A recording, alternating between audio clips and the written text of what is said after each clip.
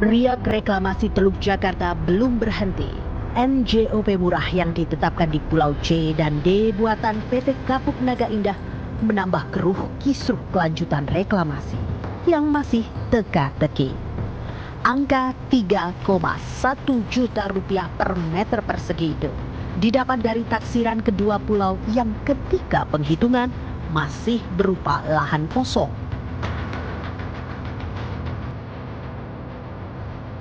Kantor Jasa Penilai Publik Dwi Haryantono Agustinus Tamba yang menjadi rekanan Badan Pajak dan Retribusi Daerah Provinsi DKI Jakarta berdalih taksiran dengan pendekatan biaya yang mereka lakukan tidak menabrak aturan.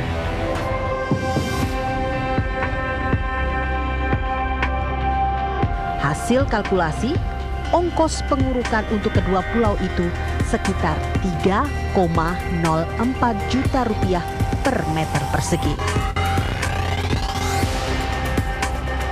Ya, jadi yang menentukan NJOP itu bukan kami.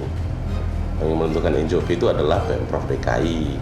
Ya, kami menilai pada saat tanggal 5 Agustus ya 2017 baru-baru ini, dan pada saat itu kami menemukan di lapangan ada plang menyatakan penghentian pembangunan ya untuk Pulau C dan D.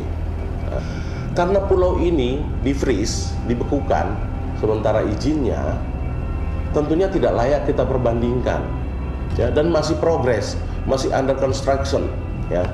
Nah, artinya rumah sedang dibangun, tidak layak kita bandingkan dengan rumah yang sudah jadi, kan begitu. Nah, kami memilih pendekatan biaya.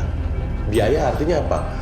Bagaimana membuat suatu pulau atau suatu bangunan supaya jadi pulau, kan kira-kira begitu. Nah, kami ditugaskan dalam penugasan kami itu 15 hari kerja. Saya kira itu cukup ya, karena di DKI dekat dan kita menggunakan beberapa tenaga.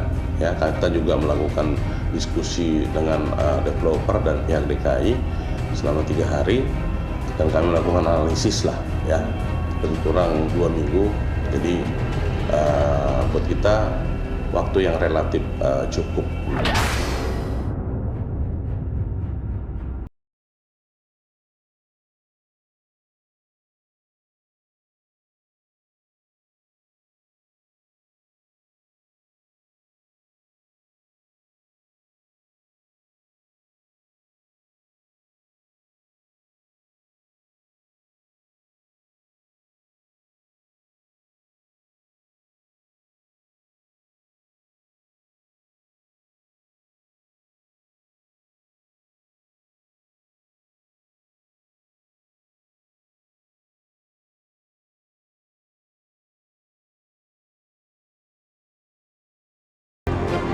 Dalam ketentuan undang-undang perpajakan tentang penentuan NJOP, bukan biaya yang dikeluarkan oleh pemilik tanah itu untuk menghitung NJOP, tapi zonasi yang ditentukan oleh pemerintah daerah.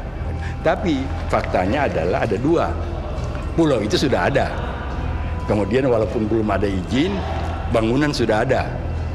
Berikutnya adalah mereka sudah promosikan ke Singapura, ke Shanghai, dan ke Beijing dengan harga per meter 40 juta tadi. Nah, itu kan berarti dari fakta-fakta yang dilakukan oleh pengembang sendiri, bangunan tanpa izin, pulaunya sudah ada, penawaran 40 juta. Maka tentu harus kita ambil patokan kepada ketika nilai jual harga tanah itu 40 juta sekian, maka NJOP-nya adalah sekitar 40 juta tadi.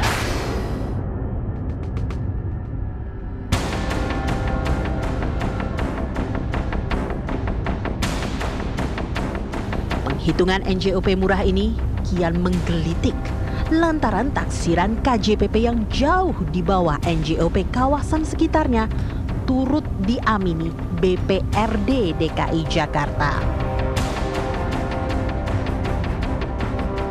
Kami pun mencoba menemui Kepala Badan Pajak dan Retribusi Daerah Provinsi DKI Jakarta untuk mengonfirmasi hal ini.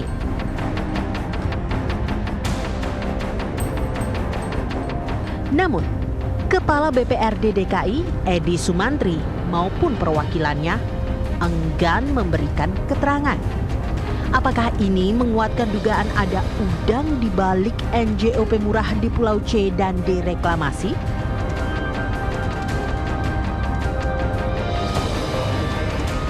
Padahal bila rata-rata NJOP dipatok 10 juta rupiah per meter persegi, maka potensi penerimaan daerah di kawasan yang terbangun di pulau reklamasi itu tidak kurang dari 40 triliun rupiah. Ada satu fakta baru, mungkin nanti barangkali anggota-anggota Dewan yang akan dipanggil oleh Bareskrim, ya saya lihat catatan bahwa ada 20 anggota, kebanyakan dari Komisi C gitu. Pada waktu pihak pemerintah melakukan ekspos mengenai perda reklamasi, itu mereka sudah laporkan bahwa dan menunjukkan bukti pada saat itu bahwa minimal NJOP di Pulau D itu 10 juta. Gitu.